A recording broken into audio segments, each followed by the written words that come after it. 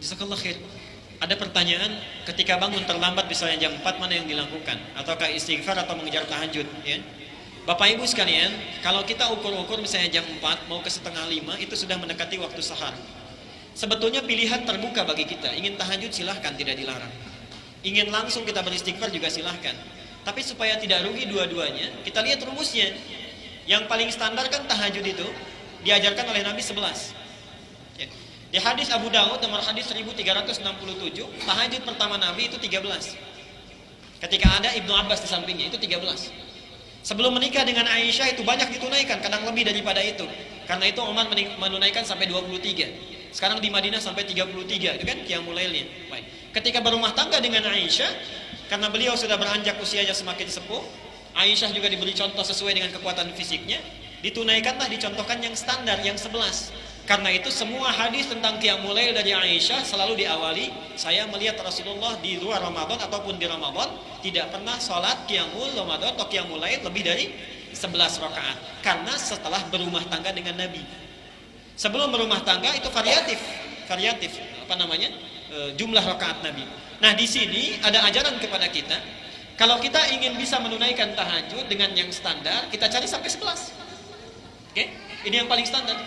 Sekiranya tidak mampu memenuhinya, boleh Pak, 2 rakaat juga boleh. 2 rakaat witirnya 1. 4 rakaat misalnya witirnya 3 atau witirnya 1, silahkan, banyak formasinya. Kalau bangun jam 4:4 sudah masuk waktu sahar, maka Bapak boleh sholat 2 rakaat tahajudnya, tutup witirnya 1, jadi dapat tahajudnya, tinggal masuk kepada waktu saharnya. Oke. Dan kadang-kadang tergantung bacaannya, makanya tambah bacaan Bapak. Kalau dari dulu sampai sekarang An-Nas lagi, itu bisa 11 rakaat 15 menit. Oke? Ayo, saya mau tekankan sebentar ya. Hadis Nabi At-Tirmidzi, catat hadisnya. Nomor hadis 2910. At-Tirmidzi nomor hadis 2910.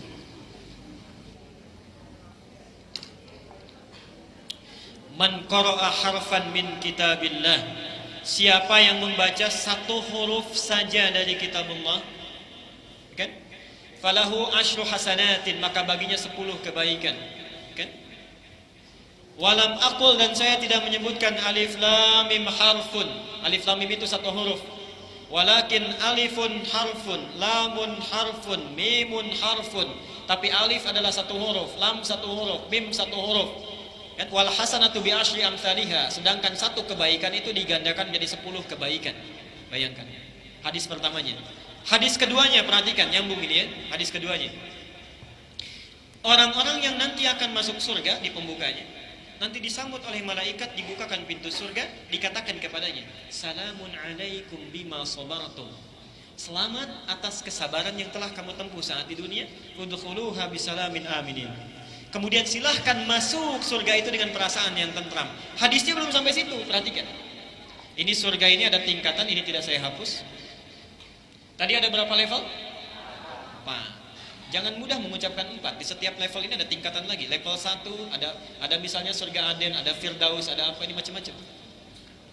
Setelah masuk ke pintu surga ini di sini, diminta kita diibaratkan dalam hadisnya, faqra warattil. Sekarang baca bacaan Quran kamu yang telah kamu baca selama di dunia itu, telah kamu hafalkan. Warattil, kemudian baca dengan tartil. Fa inna akhira qiraatika akhira manzilatika. Akhir bacaan kamu, disitulah tempat tinggal kamu. Itulah sebabnya anak-anak kecil yang kayak di Palestina, yang di Irak, di Afghanistan, di Afrika Tengah, di Sudan, di Darfur itu, kenapa menghafal Quran sejak kecil? Karena sudah digambarkan pada dirinya. Ya Allah, nanti kalau saya di surga, saya ingin baca sampai tingkat yang paling akhir. Karena hafalannya sudah didapatkan. Saya kalau sejak saat di Timur Tengah itu, candanya anak-anak kecil. Itu kalau di Palestina itu, 7 tahun gak hafal Quran, itu jadi aib di kalangan mereka. Nanti saling canda itu, kamu hafal berapa? Saya hafal sekian. Nanti saya sudah ada di atas, saya dadahin, kamu baru di atas, baru di bawah.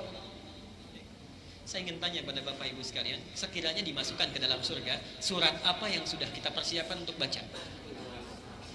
Dan tidak bisa ditukar dari belakang. Baca dari depan. Ayo, mumpung masih ada waktu, kita maksimalkan saat ini. Baca Qurannya, hafalkan Qurannya.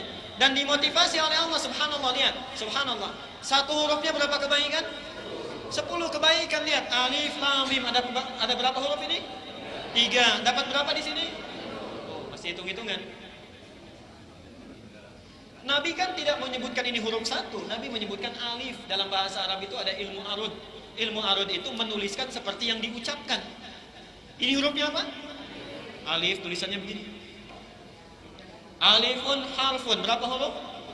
3. Masih hitung-hitungan juga. Ini huruf apa? Hamzah. Sudah 4. Ini huruf apa? Ha.